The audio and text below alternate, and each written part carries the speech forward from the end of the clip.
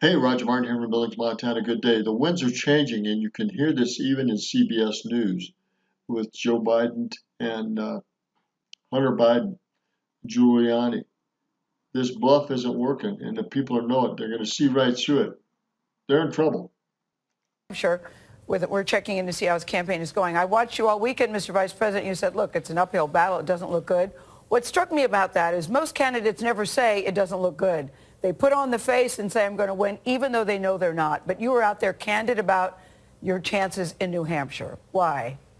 Well, because I viewed the beginning of this campaign being the first two caucuses and the first two primaries. Nothing's going to happen until we get down to a place that, and around the country where there's much more diversity.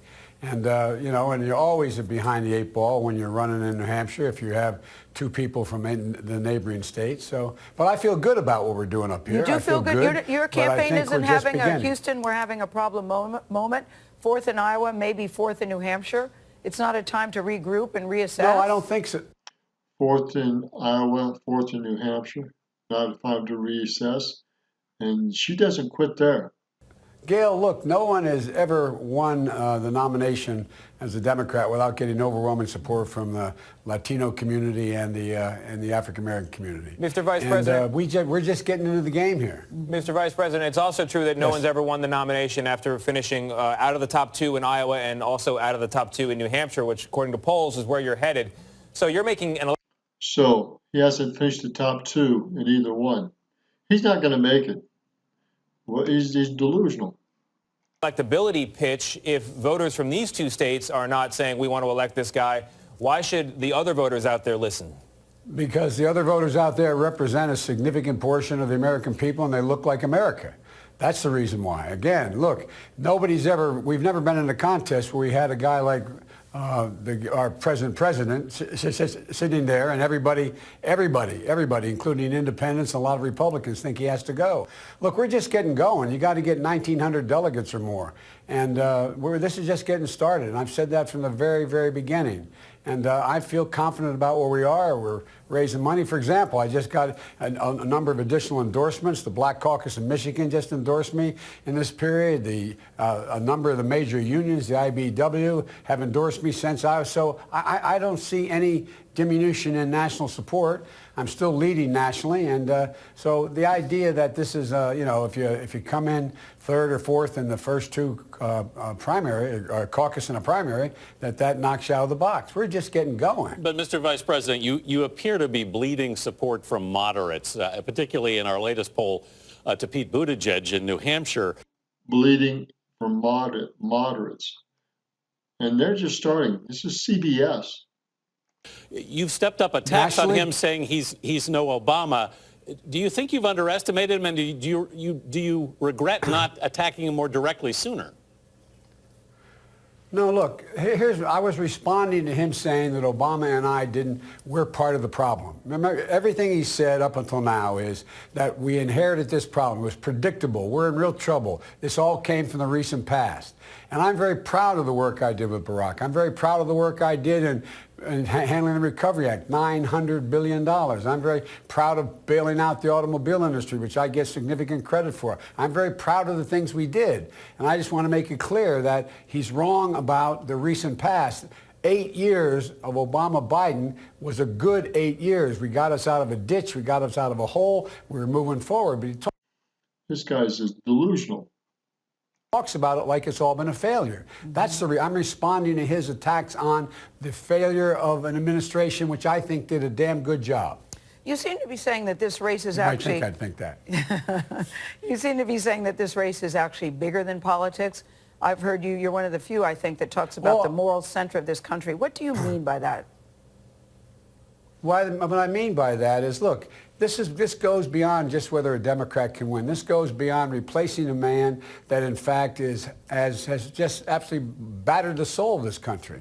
After those folks came out of the fields, Gail, and down in Charlottesville, I wrote an article for the Atlantic magazine saying we're in the battle for the soul of America.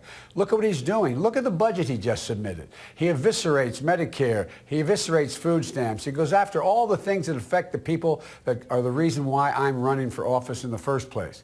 And the way he talks to... Again, that's not true. Now, he does talk pretty rough. But again, you're getting a very beleaguered Democrat opinion of a Republican who's done great things. People. He belittles people. He makes fun of them. He focuses on any infirmity they may have as physical or otherwise. This is not who we are. And think about this, not a joke. How many times do you know people that are friends of yours who have literally, when he comes on the air, take their children away from the television? We are in the battle for the soul of this country. We are not the country he makes us out to be. And it's hurting us internationally and nationally, this politics of division. And I'm about uniting. Yeah. You're not about uniting anybody. You're kidding. Democratic Party, they suck. The country, bringing everyone together, brown, black, poor, wealthy, Democrat, Republican. This goes everybody beyond agrees the Democrat country is winning. very divided. We have to do this. Mr. Vice President, the president's also been going after your son, and Lindsey Graham told CBS News the Justice Department is vetting information from Rudy Giuliani about your son's work in Ukraine. Are you concerned a federal investigation may be launched? Rudy Giuliani. Are you concerned a federal investigation may be launched? Are you concerned a federal investigation? No, look, I expect Trump to do the same exact thing he's been doing. Why has he been attacking me from the beginning? Why did he risk, and he should have been impeached, why did he risk getting convicted by going to a foreign leader to say, you don't have to give me anything on Biden, there's nothing to get, just tell me that you're going to investigate him so I can hurt him? Have you ever seen a sitting president as concerned about a single nominee and trying to stop a nominee? Do you think your son is fair game, Mr. Vice President? Do you think your son is fair game here? He still doesn't answer this question. Listen. His son or my son? Your son, Hunter. I don't think our sons are fair game at all. No one has said he's done anything wrong except the thug Rudy Giuliani. Come on. Now that's not true. There are officials in Ukraine who have. Rudy Giuliani? A character witness? Mr. Vice President, speaking to voters the last 2 weeks, many of them brought up the fact that they thought Hillary Clinton had baggage back in 2016. Some of them point to you and the Ukraine issue and say, true or not, it's baggage. It's baggage. True or not, it's baggage.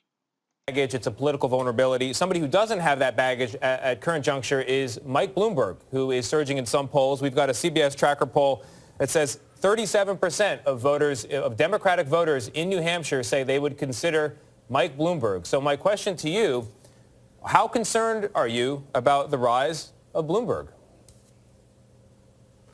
I'm not concerned. By the way, the only baggage he has is all that money, man. He's already spent $300 million on advertising. But there are questions about how much money you have. I mean, money is a strength, too. Money is a strength, too, Mr. Vice I have enough money. We've been raising about $500,000 a day. So your campaign is not running low on cash, as some people are reporting? As some people are reporting. Joe, you're not going to get off the hook. No, it's not. At least not till today. I hope you guys help it out a little bit here. All right, Mr. Vice President. Yeah, they can laugh all they want. He's in trouble. So's his son. Too much baggage.